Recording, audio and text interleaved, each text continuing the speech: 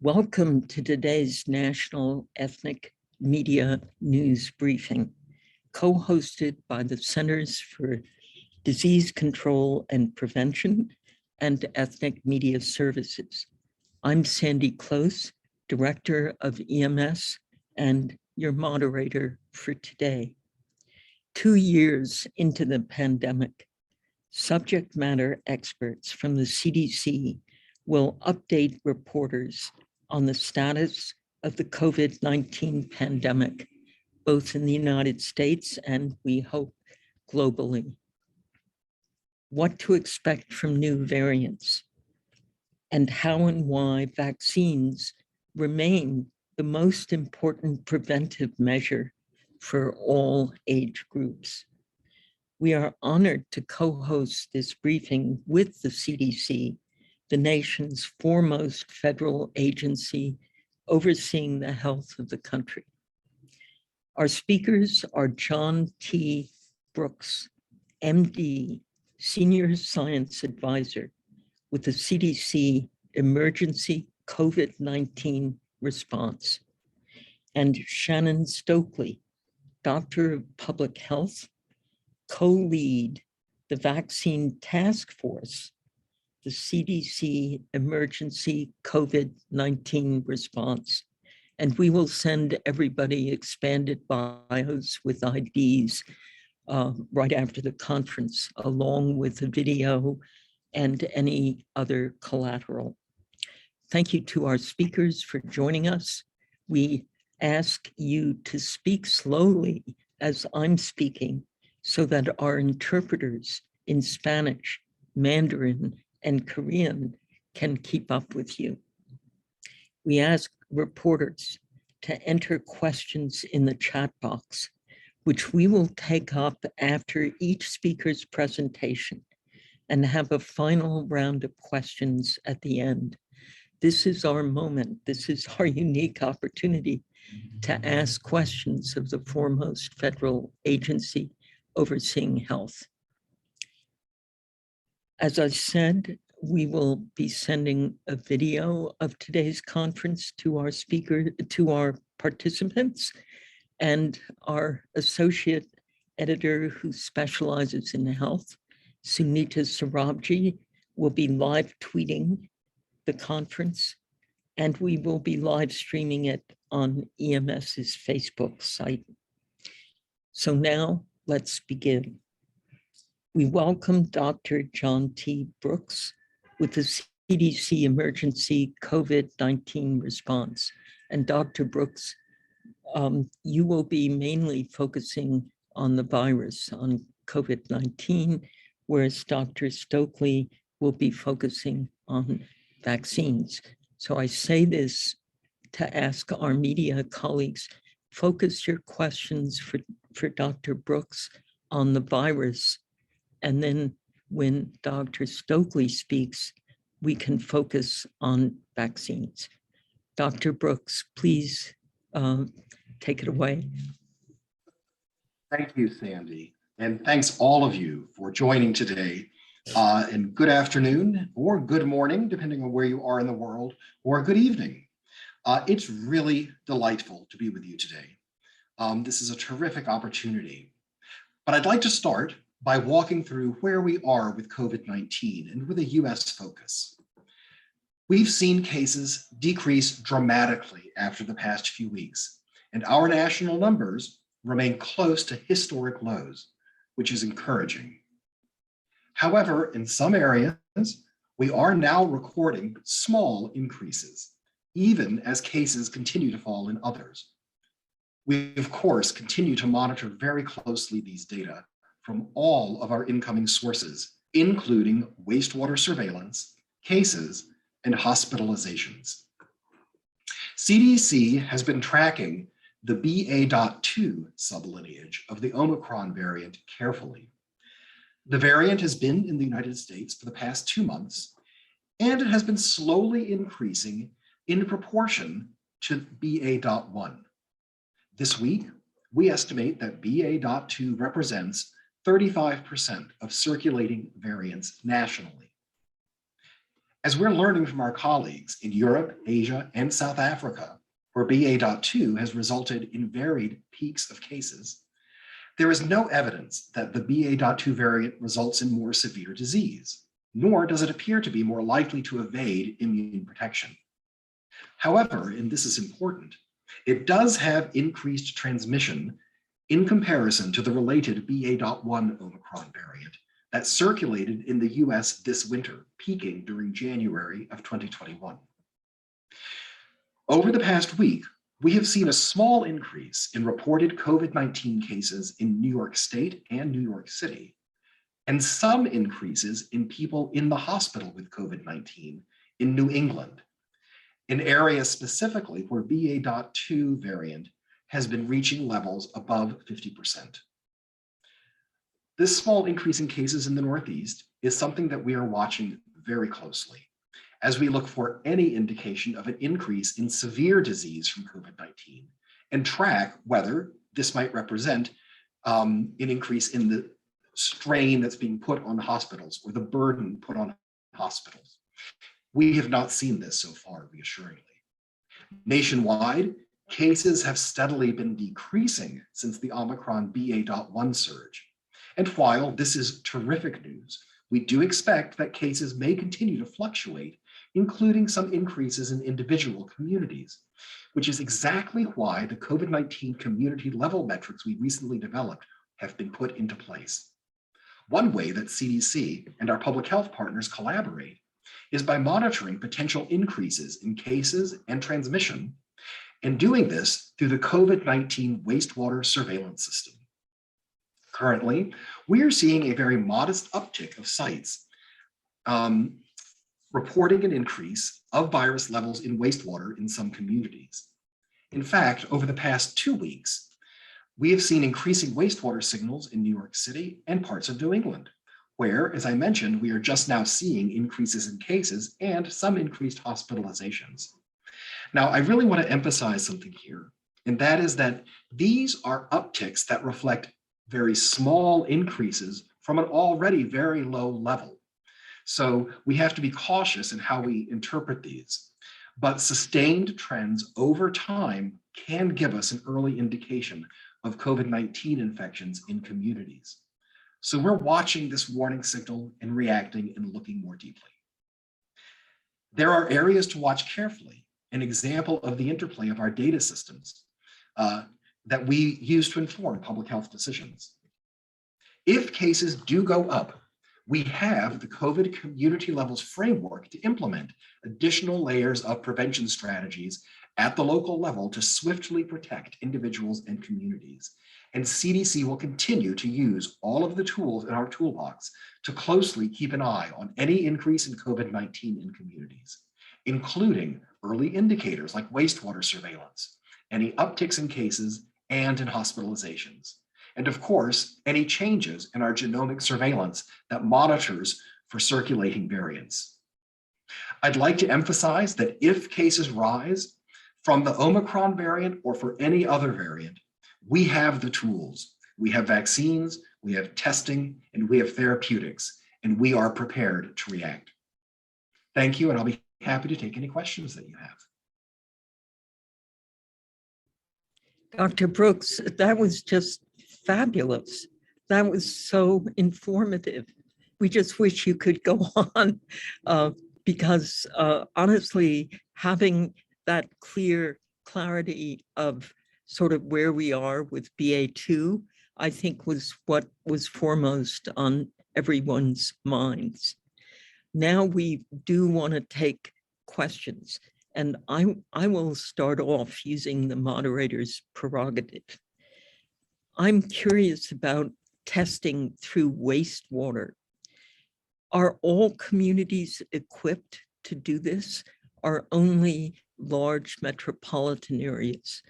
And to what extent are some areas disadvantaged because they don't have this?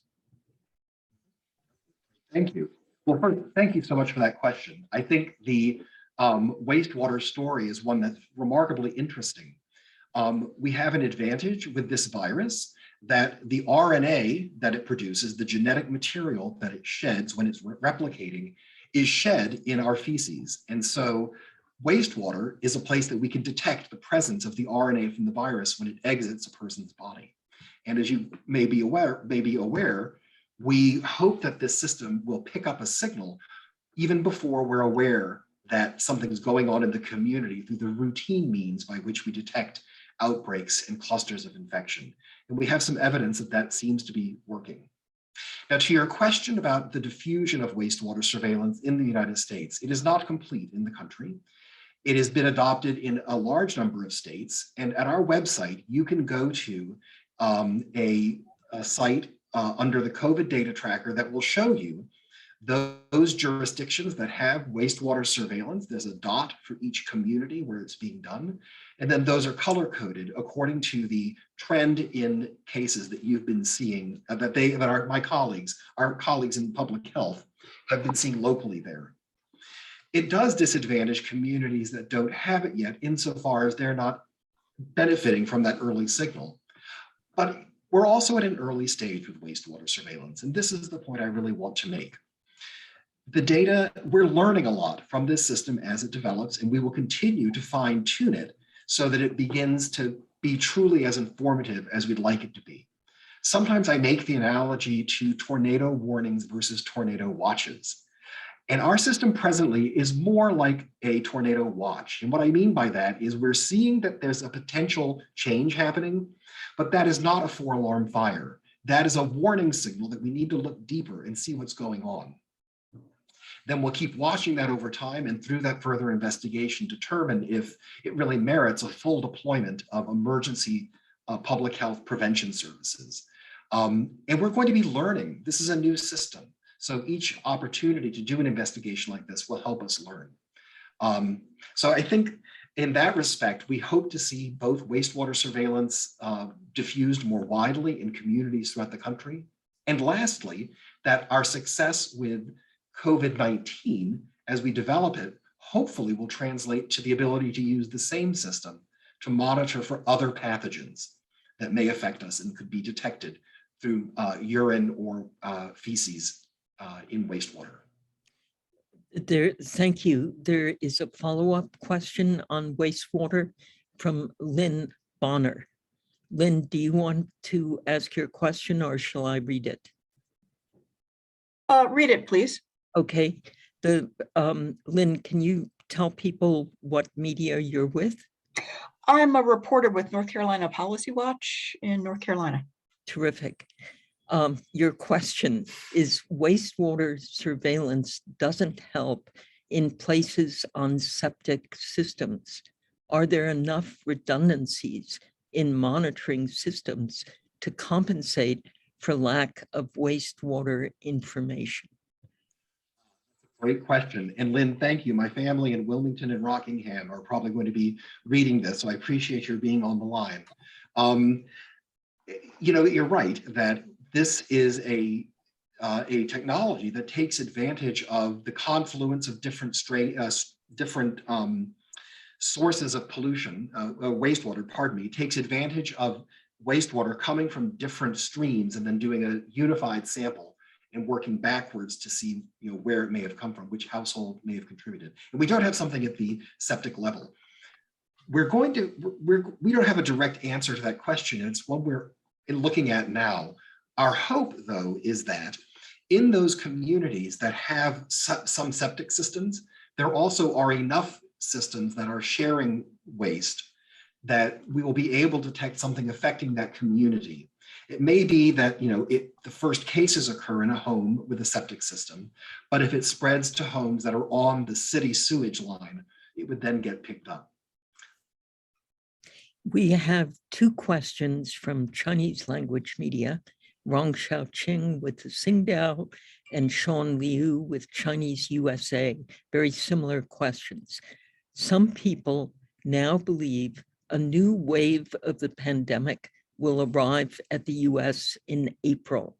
Is there evidence for that? And Sean asks similarly, is this a sign of another wave, just like the Delta? That's an excellent question, and I'm glad you all raised that. We're certainly watching the signals outside of the United States, in particular in Western Europe and the UK, and then also in parts of Asia. I think the situation in the US has some important differences from those. First of all, we have very high levels of immunity in this country. That is, what I mean by that is we have done national surveys looking for the presence of antibodies against COVID, either caused by vaccination or caused by prior infection. And we find that there are greater than 95% of Americans have some evidence of either having been vaccinated or previously infected with COVID. We think that's very high compared to some other places in the world. Secondly, our experience with Omicron was very recent, so that immunity that people have developed, at least in response to infection, is relatively fresh. And so we know that the immune system is most highly revved up, if you will, the closer you are to the immunizing event. And also we know that as a result of that crisis, there was a bump in people seeking out booster doses and completing their vaccination series so that they could be up to date. So we hope that we may be in a slightly better position and in addition have at our disposal increasing numbers of therapeutics that we can administer both in the outpatient and in the inpatient setting should we start to see a rise in cases.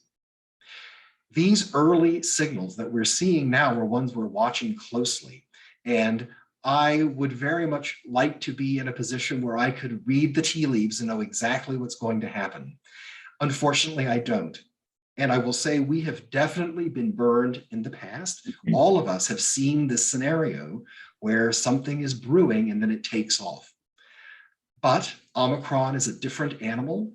It's causing less severe illness, most likely because many people have some immunity against it. And although it does spread more quickly, at least in our country, we have an awful lot of people who are immune to it. My expectation is that we will not be immune from an increase in cases. I expect we will see some increases in cases, but I hope that it's not as high or severe as it has been in other places. We're prepared if it is, and we'll also be watching for a lot of local changes. As many of you are aware, some of the states in our country are as large as other foreign countries. So we would not be surprised to see that there's regional variation, where one part of the country may experience an increase where others do not. Dr. Brooks, we have a question from Francis Espiritu with Philippine News. Francis, in the interest of time, I'll read it.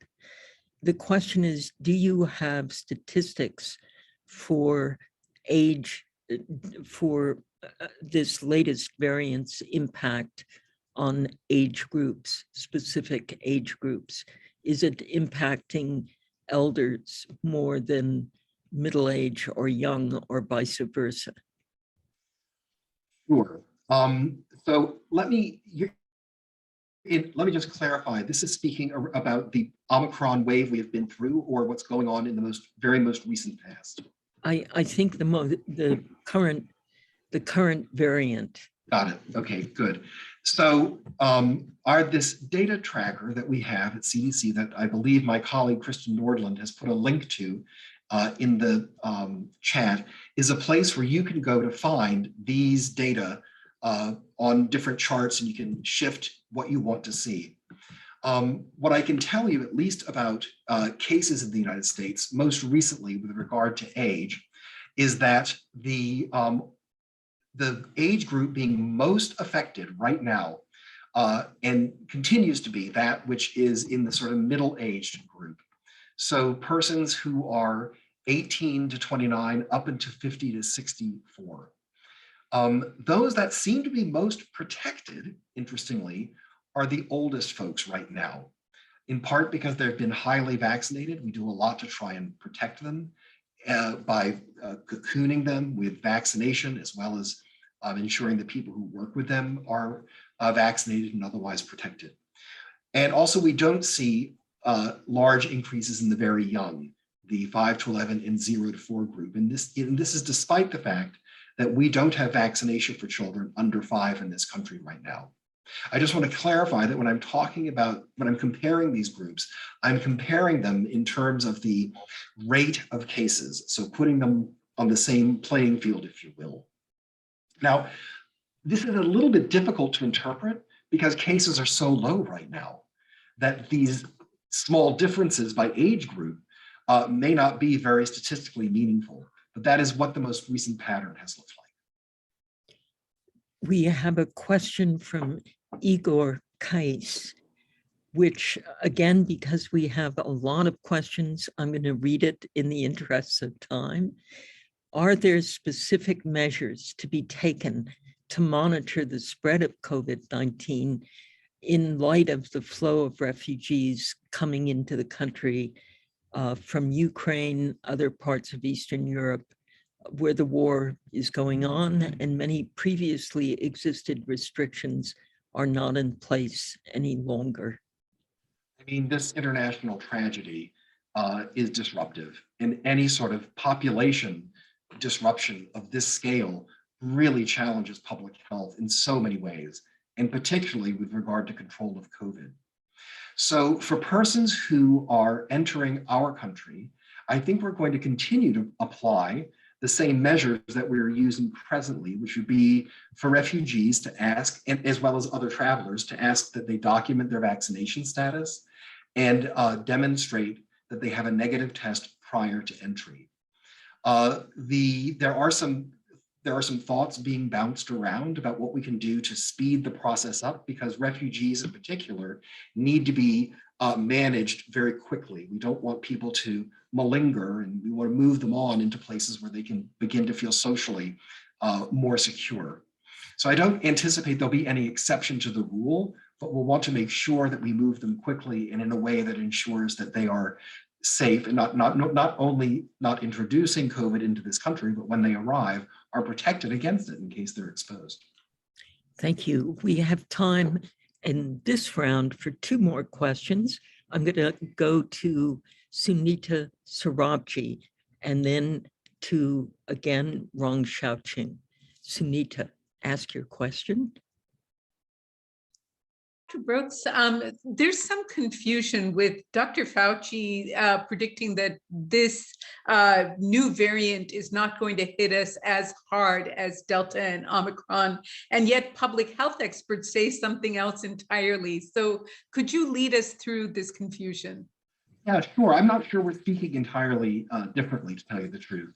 What I'm trying to say, and I think it's consistent with what Dr. Fauci is saying, is we expect to see an increase, but we don't expect it to be as severe as the one we've been through. But I'm always very cautious, because that's why I'm in this business, to be, that I can't predict what the future will be. And we are prepared. We are prepared better than we have been if we do see a big wave. But I think there are many things in our favor. Our large amount of immunity in our country, the fact that this is a less severe illness for people who are fully vaccinated and have been able to recover from infection, and that we have good systems in place to detect early and respond and provide treatment if needed. Thank you. And then we have a final question for you at this round from Rong Xiaoqing. Rong, I'll read it again in the interest of time. Another theory many people in the Chinese community have is that when the severity of symptoms is lowering, it means the virus is near an end, just like the stage we are in now. Is there any scientific basis for this? That is a very common theory that we see in infectious diseases in general, that when a pathogen is infecting us, it is not to its advantage to be very severe. It's using us to replicate, to survive. And if it kills the host, that doesn't do any good to the organism. So over time, pathogens often adapt to live with us rather than against us. A good example is the chickenpox virus that you may carry around for the rest of your life. And that virus just hangs out and does beautifully until the day you get very, very sick. And then sometimes you'll get shingles, which is an infection from this same virus that jumps out onto your skin and almost as if the virus is trying to move on. So this virus was very deadly to begin with. Not only did it kill a lot of the vulnerables, but it made a lot of other people very sick. The difficulty in knowing whether the virus is actually becoming less severe is compounded by the fact that many of us are immune. So is the apparent decreased severity because we have better immunity? Or is it because there's something inherently changed about the virulence of the virus to begin with? We do have some clues regarding that second part of the question. And that is that in a few places where they've been able to look at the severity of infection in persons who are entirely naive to this infection, had no prior infection and no vaccination, it does seem that it was a little bit less severe, certainly not more severe. Nonetheless, it has definitely infected people, forced them into the intensive care unit, and killed thousands and thousands of people. So this is not yet a benign disease. And I'm always hesitant to invoke the term endemic because sometimes that reads as not severe.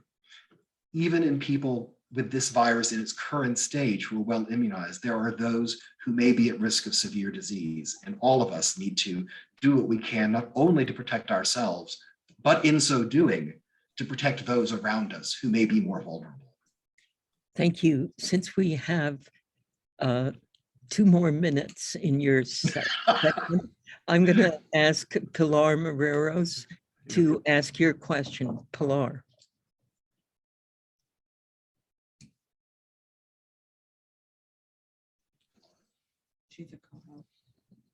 Pilar. I'm sorry, I wasn't. I'm on my phone, so I'm like. Okay. No worries. I have the same problem. I Go usually ahead. use my laptop. Anyway, are you watching any variants in the horizon? Something that's coming after BA2A, and what about the pandemic becoming endemic? Are we there yet? Yeah, so excellent question. Let me start with the second one, if you don't mind. Is it Pilar or? Pilar, perfect. Pilar, okay, got it, great, thank you. In terms of endemicity, I think what I was just trying to explain before is I think it's premature to talk about it being endemic, only insofar as it's a term that many people associate with it's safe to get infected now, or it's not going to kill you. And many people who are vaccinated and are protected, that's probably true. But I don't think it's endemic like the other forms of coronavirus that cause the common cold. You know, there are very few people who die from the common cold. Only those, it's really only a problem for people who are very immunosuppressed. We're not there yet with this disease. In terms of other variants, we are always looking all the time for other variants. Within the United States, we have an extraordinarily robust system now for detecting the presence of new variants and for monitoring their spread around the country. Further, we collaborate very closely with other countries to share information, both informally as well as formally through a system called GISAID. That's all capital letters, G as in girl, I as in Italy, S as in Sam, A as in Africa, I as in India, D as in Denmark, GISAID. And if you have been following some of the news, people have detected something that they're calling Delta Cron, sort of a hybrid or a mixture of the Delta variant and the Omicron variant. One of the really nice things here is first, it's not very common. Second, these kinds of mixtures of virus certainly happen naturally and it's not unexpected to see them. And thirdly, in those mixtures that have been detected, the spike protein is determined by Omicron, which is good. That means it's probably going to behave more like Omicron than Delta. So we'll keep a close eye on that. We don't have any sign that are worrying us at this time. And of course, the moment we hear about another variant, everybody in the world is on top of it looking. I don't know if many of you remember, it was around the end of November when Omicron was first detected in South Africa. And within days, people around, all scientists like myself were on the phone calling each other and asking, are you seeing any cases? What is it like? And following it very closely. And already we're able to begin making predictions about where it would surge and what it would look like. So we'll be ready. Okay, Dr. Brooks, thank you. That was a great opening half hour. And now we're delighted to go to Dr. Shannon Stokely, also with the CDC's emergency COVID-19 response and specializing in vaccines. And this is where everyone who's asked questions in the chat about vaccines, I'll try to go back and make sure we include them. And thank you to Kristen Nordland for answering a lot of the questions that we couldn't get to. That is really helpful. So Dr. Shannon Stokely, welcome, and please go ahead. Thank you, Sandy, and good afternoon, everyone. It's really is a pleasure to be with you, to be here with you today. You know, we've made tremendous progress over the last year and a half. We've given more than 559 million doses of COVID-19 vaccines. That's 3 times the amount of vaccine that's usually given in a flu season. So a majority of that has been with new vaccine technology, the mRNA vaccines. And these vaccines have been proven safe and effective at preventing complications from COVID-19, including severe disease, hospitalization, and death. And I know there's been a lot in the news lately about when children under 5 will be able to be vaccinated. And I imagine that many of you are parents, just like me, and maybe you're worried about ensuring your children are protected against COVID-19. And so before COVID-19 vaccines are authorized for use in this younger age group, they must go through a rigorous process to determine the safety and efficacy, in keeping with all other recommended vaccines and what we've done all along the process for COVID-19 vaccines for other age groups. So currently there are multiple manufacturers that are conducting clinical trials to assess the safety and effectiveness of COVID-19 vaccine among children younger than 5 years of age. And once complete, those manufacturers must submit an application to the US Food and Drug Administration. And the FDA will then review the data, and if there's good evidence of safety and effectiveness, they will authorize the vaccine under emergency use for children in this age group. And so following the FDA authorization, CDC's Advisory Committee on Immunization Practices, also called ACIP, will meet to make a recommendation based on a thorough review of the available evidence.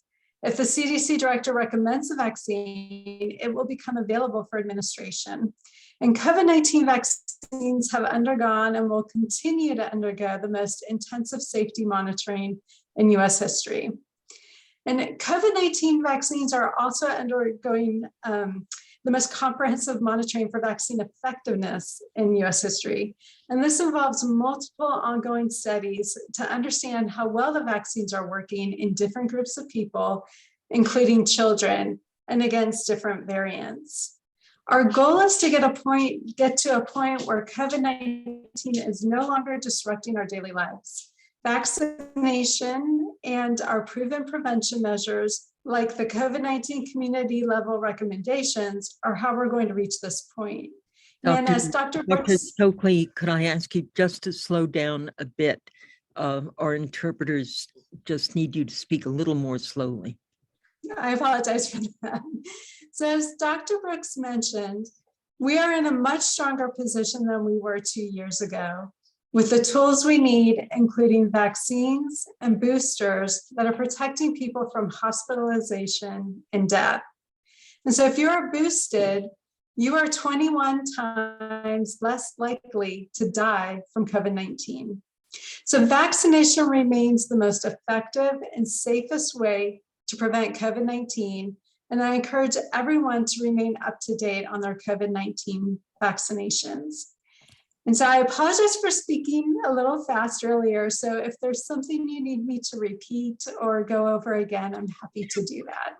Well, thank you. I would like you to repeat the number you just gave us. Did you say 21 times less likely to, and I'm not sure, I heard the data, and did I really get the sentence? Not quite sure. Right. So if you have received your, you're fully vaccinated and received your booster dose of vaccine, you are 21 times less likely to die from COVID-19. So we know vaccination is critical to protect you and prevent severe infection and severe consequences from COVID-19. If I could start, thank you so much for this presentation. If I could start our round of questions with a question of my own. There's been signs of vaccine hesitancy, not from, let's rule out the ideological sort of politicized, polarized groups that seem to be more hesitant because of their political views, and more hesitancy among people who say, but I keep hearing about, or I myself repeatedly now have had COVID twice. I know people who've been fully vaccinated and still are getting COVID. So there is a slight, I think, increase in skepticism about the efficacy of vaccines and boosters in the face of these growing number of breakout cases. How can we address that? We in the media who want to support the need for more vaccines. Right, thanks for that question. I think what's really important to know is we do know that over time, some of these vaccines, you'll have waning immunity. And that is why we've been recommending a booster dose of vaccine. So you can boost your immunity to have additional protection. What we're really concerned about though is preventing hospitalization, preventing death. And these vaccines are very good at preventing these severe outcomes. It's possible you may still get an infection even after you've received a vaccine, but usually those symptoms are mild. It's not as severe as if you had never been vaccinated. And so I understand why people might be, tired of getting vaccinated, or you might think it's not working, but actually it is, because we are seeing people who are vaccinated are less likely to be in the hospital, and they're less likely to have these severe complications. And in the long term, that is what is really important, is making sure that you're not going to have these severe consequences. Thank you. We have a question from Orhan Akort. I had a COVID-19 the end of December. Since then, I did not get a booster shot. When is the best time for me to get a booster shot, according to the CDC? Do I need to wait for 6 months, or is there, I mean, these are such important questions because frankly, all of us are kind of in the same boat, and getting recommendations really helpful. Right, thanks. So all of our recommendations for vaccination are on our website, and I encourage you to visit our website for these recommendations. But if you've had an infection of COVID-19, we still recommend that you get a vaccine, and you can get it now. You don't have to wait. Usually the waiting period is for if you've received a previous dose of vaccine. So if you've been fully vaccinated and received the first 2 doses of the vaccine, we recommend you wait 5 months before getting your booster dose. But if you have been infected with the virus, you can get the vaccine now. You don't have to wait.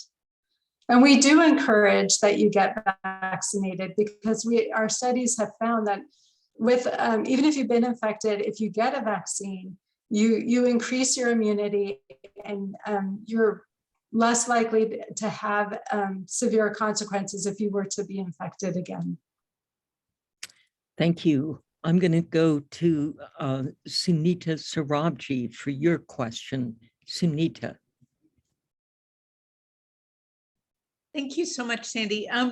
Shen, Dr. Stokely, is there a specific clinical concern with the vaccinations for under 5s?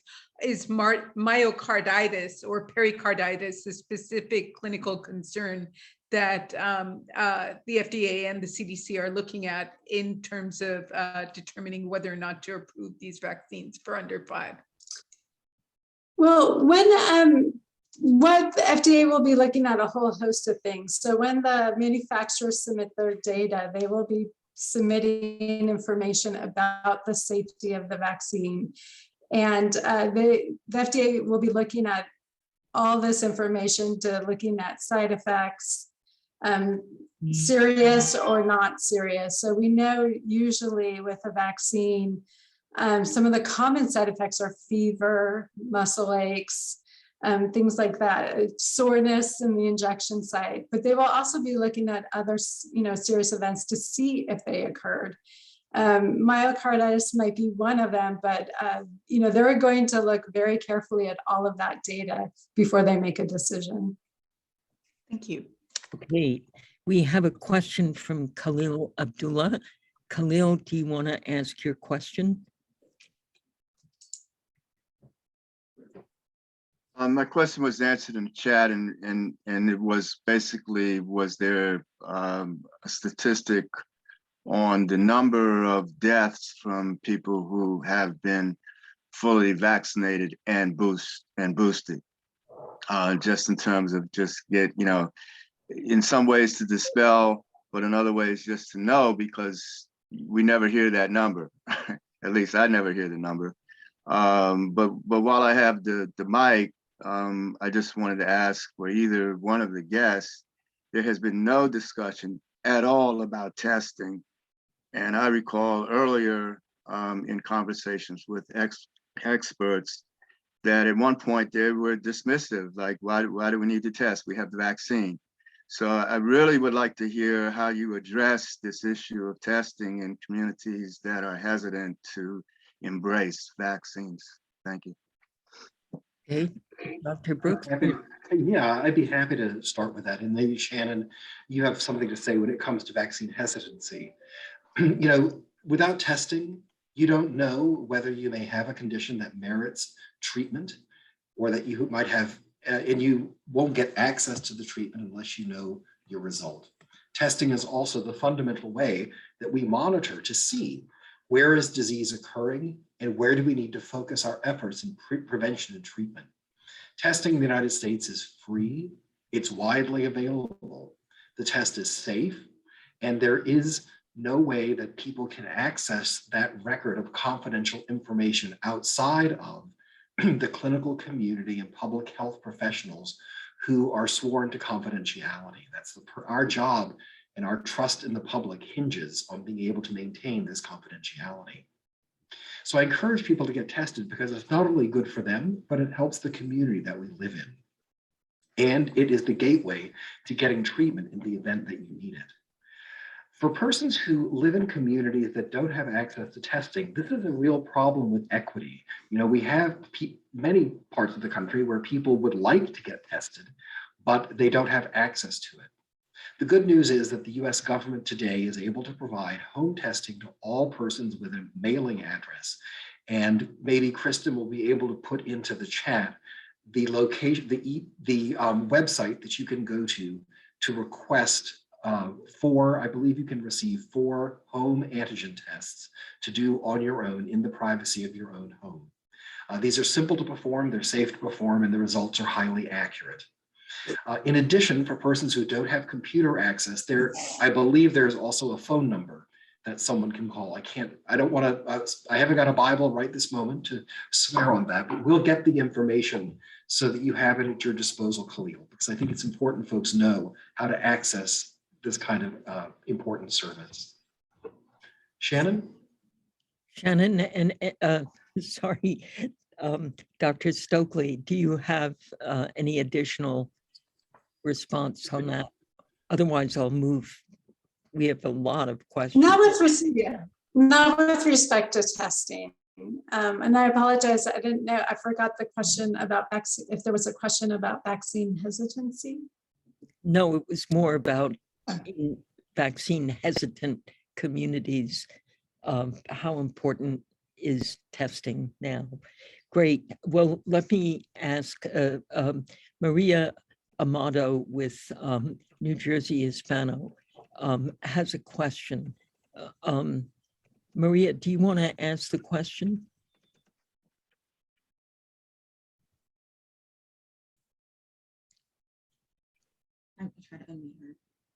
We tried to. Mute. Okay, I'm temporarily. There you are. Yeah. Yeah. Okay. So my question is whether people who get a vaccination, COVID vaccination once a year, in a regular basis, I mean annual basis, will be okay in the same way that people are used now the flu vaccine every year and avoid that way to get sick. So that's my question. Dr. Stokely. All right, so right now, there's not a recommendation to get COVID vaccine every year like you do with your flu vaccine. And of course, it's really important that you get your flu vaccine every year so that you don't get influenza. We are continuing to evaluate the situation and evaluate the data to determine if we will be needing an annual shot for a COVID vaccine. And that's something that is still yet to be determined, but it's something we are looking into. Great. But I do encourage everyone, if you have not received any of your vaccine for COVID vaccine, to definitely get your COVID vaccine now. Great. I have an additional question. Some people had the first shot, but not the second shot, even that it passed like a year.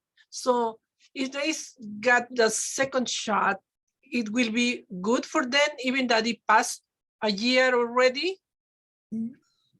Yeah, so like with even your routine vaccines, once you have started a series, even if there's an extended time period after you receive your first dose, you can still get the second dose and it will still benefit you.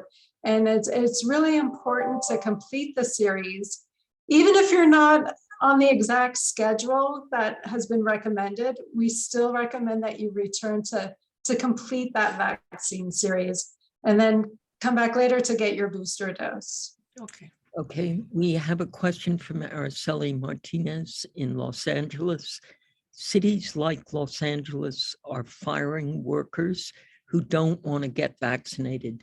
But now that COVID cases have dropped, would it be necessary to continue with these very strict measures that the government mandates that require government employees to get vaccinated?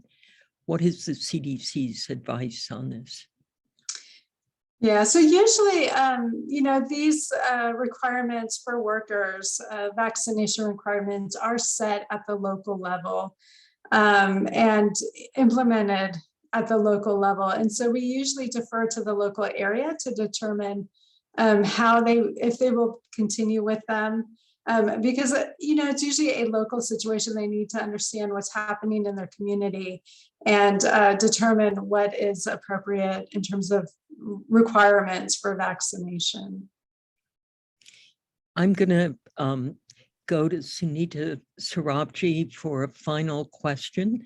And then I have a request for each of you to sort of do a wrap-up statement.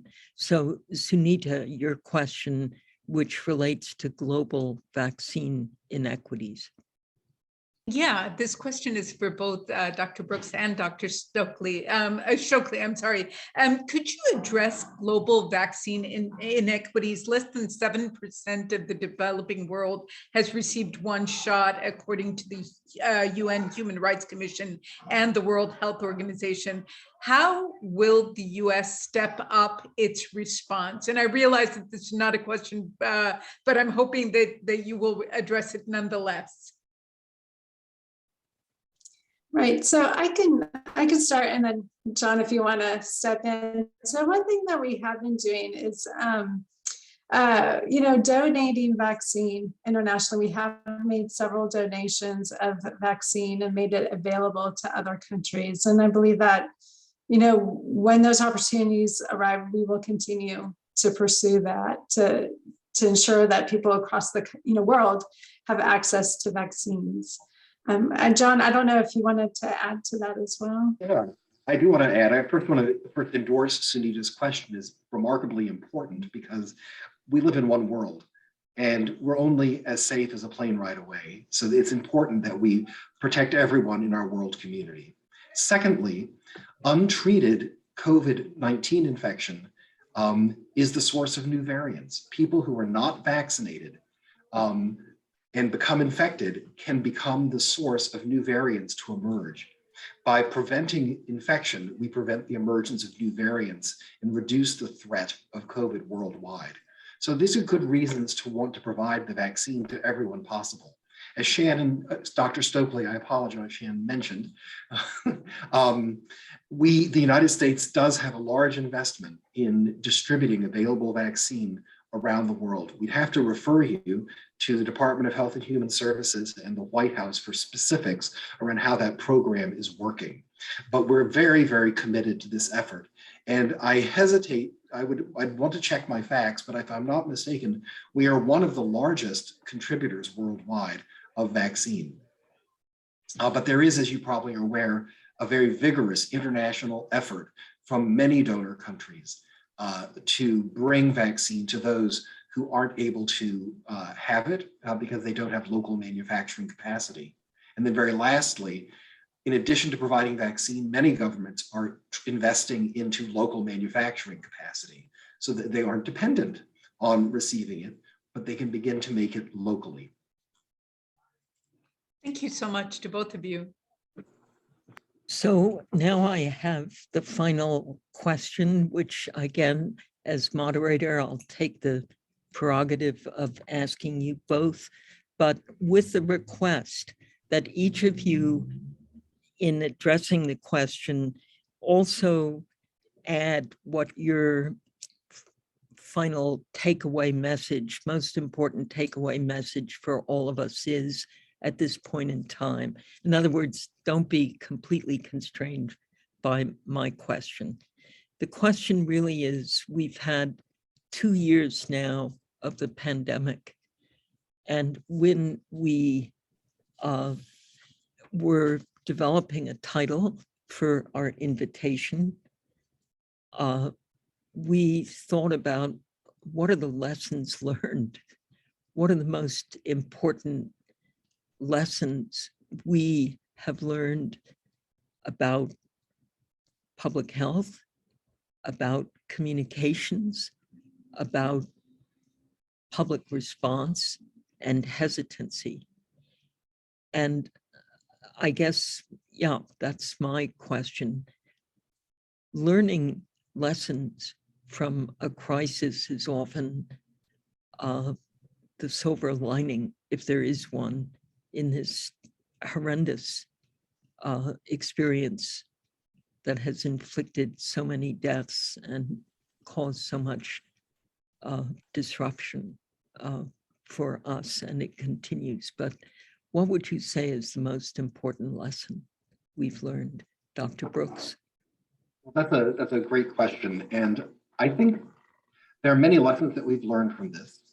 But I think two of the most important are, first, learning to live with doubt, or learning to live with not knowing what the future exactly is going to bring and how to manage that.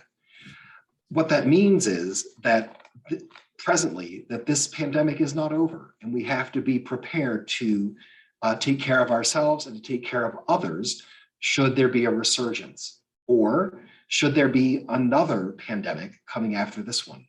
History has shown us over and over, this is not the last one, but with each one, we learn lessons and get better.